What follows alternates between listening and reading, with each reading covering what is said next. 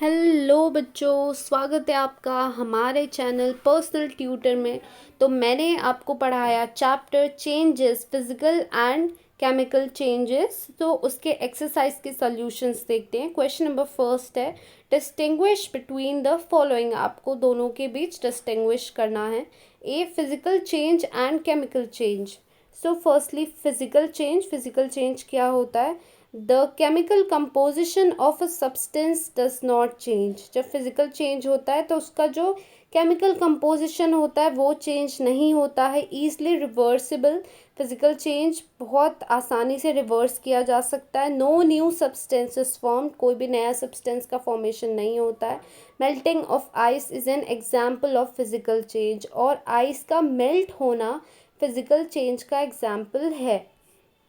Now next हम देखते हैं chemical change. Chemical change, the chemical composition of a substance does not remain same. इसमें जो new substance form होता है उसका केमिकल कंपोजिशन फर्स्ट सब्सटेंस के जैसा नहीं होता है। Not easily reversible, not easily या not possible to reverse it भी कह सकते हैं हम। New substances are always formed, हमेशा एक नए सब्सटेंस का फॉर्मेशन होता है। Burning of paper is an example of chemical change. Burning of paper example है केमिकल चेंज का। Now B, periodic change and non periodic change. So periodic change, first, events that repeat themselves after a fixed period of time and whose occurrence can be predicted are called periodic change। ऐसे events जो एक fix time के बाद repeat होते हैं और उनका होना हम प्रेडिक्ट कर सकते हैं, वो पीरियोडिक चेंज होता है। एग्जाम्पल है rotation of earth, revolution of earth, day and night, seasons etcetera. Now non-periodic changes, the events that do not repeat themselves after regular interval of time are called non-periodic changes। ऐसे events जो एक interval of time के बाद repeat नहीं होते हैं उन्हें non-periodic change कहा जाता है। इनके example है natural disasters like earthquake, cyclones etc. Then C है question number C, natural change and man-made change। Natural change, first, the changes which are brought about by nature itself and are not under the control of humans are called natural changes। तो natural changes ऐसे changes होते हैं जो nature करती है खुद से और वो हमारे ह्यूमंस के कंट्रोल में नहीं है। इनके एग्जाम्पल है change of season, tides in sea, ageing of plants या ageing of humans et cetera. Man-made changes, the changes which are brought about by humans are called man-made changes। तो man-made changes ऐसे changes होते हैं जो लोगों के द्वारा लाए जाते हैं। इनके examples हैं burning of fuels, cutting hair, switching on lights etc। Now question number 2 है, under which different types can the following changes be classified. तो ये जो चेंजेस दिए हुए आपको क्लासीफाई करना है कि ये कौन से चेंज में आते हैं। A, conversion of milk into yoghurt, this is a chemical change क्योंकि ये रिवर्सिबल नहीं है। Then B, bursting of a cracker, bursting of a cracker is also a chemical change because it is also not possible to reverse this change। Then see, occurrence of an earthquake, occurrence of a earthquake is a natural change। ये ऐसा change है जो naturally earth करती है और इसे कोई control नहीं कर सकता। Then D, revolution of earth around the sun, revolution of the earth around the sun is a periodic change जो हर एक इंटरवल के बाद होता ही है। Then E, stretching of a spring, stretching of a spring is a physical change which can be easily reversible. Now question number 3, give reasons. A, while purchasing canned food its expiry date should be checked। So while purchasing canned food their expiry dates should be checked because an expiry date indicates that how long a canned food is safe for consumption। तो आप जब भी एक canned food लेते हो तो उसकी expiry date check इसलिए करनी चाहिए ताकि हमको ये पता चले वो कब तक चल सकता है। Canned foods with expired dates are not considered worth consumption as they could affect your health। अगर वो फूड एक्सपायर्ड है तो आप उसे नहीं खा सकते क्योंकि आपकी हेल्थ ख़राब हो जाएगी. They might get contaminated with micro organisms like bacteria or may have no nutritional value left after its expiration. सो वो कंटेमिनेट हो जाएंगे एक्सपायरी होने के बाद और उनकी न्यूट्रिशनल वैल्यू भी नहीं बचेगी.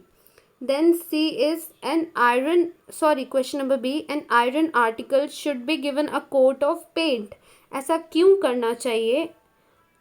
Iron articles often undergo rusting resulting in the formation of a reddish brown layer on its surface. Iron articles जो होते हैं उनमें जंग लग जाती है. Rusting is caused by the exposure of iron to the air and water in the surrounding.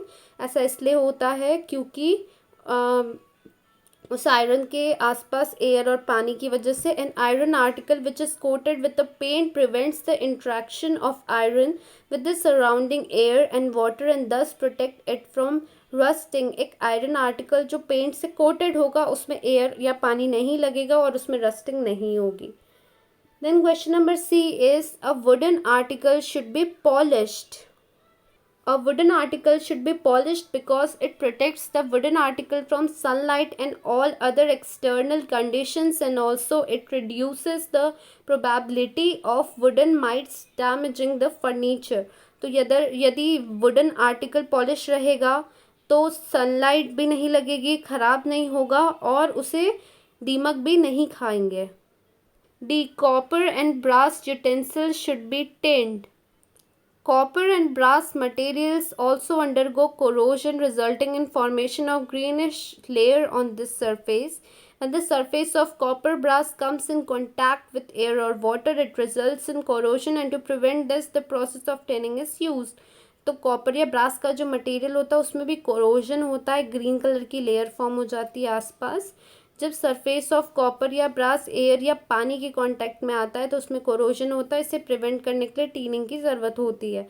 In this process copper and brass articles are coated with tin. और इस प्रोसेस में कॉपर और ब्रास आर्टिकल में tin की coating की जाती है. Then E, a dry handkerchief gets wet at once on dipping in water but it takes long for a wet handkerchief to dry. एक हैंकरचिफ फट से गीली हो जाती है लेकिन सूखने में बहुत टाइम लगता है. A dry handkerchief gets wet at once because it quickly absorbs the water in which it is dipped. क्योंकि वो पानी को फट से एब्जॉर्ब कर लेती है. However, it takes longer for a wet handkerchief to dry because the water needs to evaporate from the handkerchief. और उसे सूखने में समय लगता है क्योंकि पानी को evaporate होने में समय लगता है. Evaporation is a slow process which is dependent on other factors as well as like relative humidity. Evaporation एक slow process है, धीरे धीरे होती है, कुछ factors में depend होती है. Now question number 4 is, what will you take into account while identifying the following? Of physical change in a substance. Physical change are those changes in which only the forms of substances get modified. The chemical nature and composition of the substance involved are not altered. तो क्या होता है? Physical change ऐसा change होता है जो substance का form है वो चेंज हो जाएगा लेकिन उसका जो नेचर है, केमिकल नेचर है और वो जिन चीज़ों से बना है, कंपोजिशन है, वो चेंज नहीं होते. अब इनके कैरेक्टरिस्टिक्स क्या क्या होते हैं? नो न्यू सब्सटेंसेस फॉर्म्ड, कोई नया सब्सटेंस फॉर्म नहीं होता. Most physical changes can be reversed easily. आप फिजिकल चेंज को बहुत ईजली रिवर्स कर सकते हो. The chemical composition of substance under going physical change remains the same. जो केमिकल कंपोजिशन है उस सब्सटेंस का वो सेम ही रहेगा. Now chemical changes are changes that involve reaction of substances with one another. Chemical change में क्या होता है कि substances एक दूसरे के साथ react करते हैं. Such reactions result in alteration in the chemical composition of the substance involved. और इन reactions के कारण जो chemical composition है वो भी change हो जाते हैं. These changes lead to the formation of a new substance. और इसके कारण एक नई substance का फॉर्मेशन होता है. तो इसके क्या क्या कैरेक्टरिस्टिक्स है? One or more new substances are form during a chemical change. एक या एक से ज़्यादा नया सब्सटेंस फॉर्म होता है. Most chemical changes can not be reversed easily. तो जो केमिकल चेंज होते हैं उन्हें ईजिली रिवर्स नहीं किया जा सकता। The chemical composition of a substance undergoing chemical change does not remain the same. और केमिकल चेंज में जो केमिकल कंपोजिशन ऑफ सब्सटेंस है वो भी पूरी तरीके से बदल जाती है। अ chemical change is always accompanied by a change in energy, और केमिकल चेंज के साथ साथ चेंज इन एनर्जी भी होता है। Now question number 5, read the paragraph and note down the various types of changes it mentions. आपको paragraph पढ़ना है और अलग अलग चेंजेस जो हो रहे हैं आपको बताने हैं।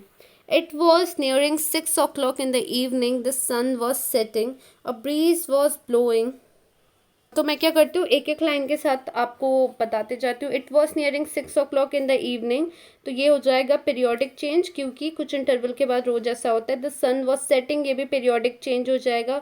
अ ब्रीज वॉज ब्लोइंग, ये नेचुरल चेंज हो जाएगा। Then leaves on the tree were shaking, ये हो जाएगा physical change. Then Sahil was sitting in the courtyard rolling balls of wet soil and shaping them into various toys. So ये भी physical change हो जाएगा.